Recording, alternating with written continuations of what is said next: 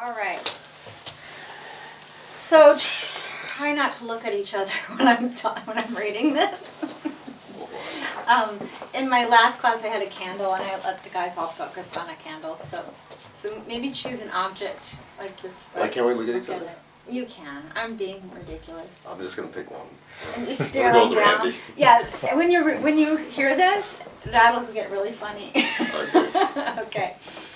This is from David Data. Are you able to actually hear him now, like about those audios? Is it still like a dog whistle to you, or? It's sinking in. Okay, because I'd revisit them if you haven't in a while. Yeah. You're more than ready at this point. But 2 years ago, it would have just been like, what? You know, like where you are with this on your journey it's all relative. So if this like is going, you're going, whoa, or it's intimidating or it freaks you out in any way, just call somebody for help. Is that your lifeline? No, my I'm volunteer. in Michelle's class. David Data, Enlightened Sex Manual. I'm going to read from this for a minute, and just hang in there because it's going to feel like I'm reading forever, but I'm going to stop, I promise. All right. For almost a month, I massaged the inside of her vagina with my fingers, 3 or 4 times a week. At first, I would caress her clitoral and G-spot area only, occasionally going deeper.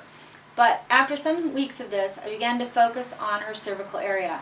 "Ouch! Stop! That hurts!" she exclaimed as I barely touched near the cervix. I slowly withdrew my fingers from her opening and massaged her thighs until her readiness spoke itself. "Okay, try again," she said. So I entered her, careful to feel her, careful not to impose my push on her vulnerable flesh or heart. I touched her gently, slowly, until she asked for more. Eventually, as she relaxed over the weeks, I began massaging the area around her cervix. I slid my fingers carefully inside her after kissing and touching and holding her, and administered my loving to her deep insides.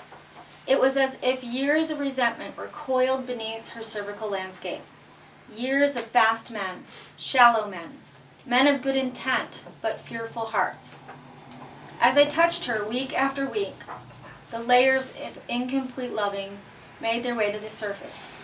She shouted, hated, closed down, pushed me away with the unwinding coils of her frustrated tolerance, which had been wound tight from years of unfulfilling sexual infiltration. Over time, her cervix began to trust me. It would greet my fingers with a kiss, dipping into the vagina with happy smooches. I massaged the areas around it, near it, and also directly at the cervical opening.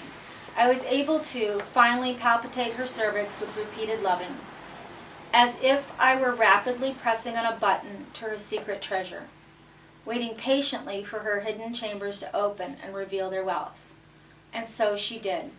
After weeks of cautious de-stressing, she wanted me deep inside her, coaxing her cervix towards absolute surrender, and I entered her with my finger, then my penis, stroking against her vaginal lips, across her clitoris, along her G-spot, but always and repeatedly meeting her cervix. Finally, her deep vagina, her cervix, her uterus, her whole lower abdomen begged for merger. Her cervix craved the oneness that it had avoided for years. It had been jilted, and so it withdrew, numbing itself to love, transferring its responsive power to its more shallow clitoral cousin. But now her cervix was empowered beyond the wounds of her heart and fears of her mind. My lover, previously unable to surrender her own power of love, found herself grasped by her cervix, drawn through the hole of her resistance, and opened wide into the magnificence of feminine immensity that enfolded her soul into unbound awe. So this is where we're going, boys. Do I have your attention? You got some excuse me for a minute. Do you need a moment? Do you need a tissue? Now I know why. Now I know why you don't want me to look at Randy. Anyone? That was great. Actually, glad you didn't look at each other. Can I get a cigarette? I don't even smoke, but can I get a cigarette? Exactly. And so, see, look, we kind of have to do this taking some of the energy off because that was intense. And this is almost scary stuff for men because it's like, well, wow, really? All that Actually, is I don't possible? think, at least I could probably vouch for myself and share these ends, that wasn't scary stuff. It wasn't. No. But Don't a lot of women not like direct pressure to the cervix? Don't they Okay, prefer the but- G-spot stimulation? Let's hold off on going into the mechanics of that, Okay. and let's talk about why that wasn't intimidating to you. Why that, how did that make you feel? Other than uncomfortable. Anybody feel uncomfortable? Everybody was comfortable. Yeah, I mean, but we're not your typical people off the street. This is true. They might be like, but I just felt like. Scroll back a little bit to where you were a couple years ago. Oh yeah, That would have been very uncomfortable. very. I probably would have tried to put myself somewhere else. Yeah, you would have tried to put Yeah. yourself somewhere else. And I want to kind of look at why. Why? I don't want to kind of look at it. I want to look at why this might be scary for a guy. 'Cause that's like, I don't know, everything that we're trying to impress, right? I mean, that's one big thing that well, I always thought that was it. If you weren't good at that, then you were screwed. So yeah, it scared the hell out of me. You almost don't want women to know this is possible, because now you have Yeah. to figure it out, right?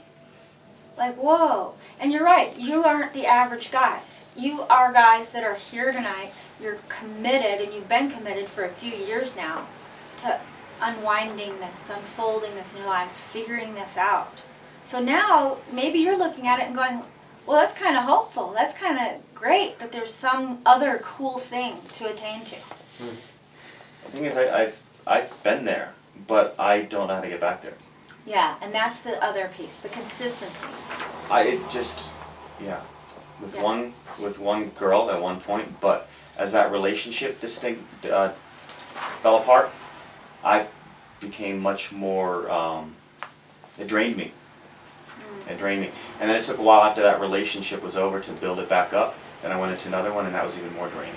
So I have a habit of draining myself out in certain relationships with women, but I have had an experience that was, pretty unbelievable. Most But people have tapped into this. If you've been sexually active at all and had any success, you've tapped into a little bit of this at some point. Same thing with guys getting good with women, right? They've had a little bit of success, but they can't reproduce it. They can't replicate it, however, whenever they want. And so they get scared they'll get shut down to even start trying again after they've been in a relationship for a while or whatever. It's scary because it's so much effort. It's so much effort that you have to commit yourself to this, and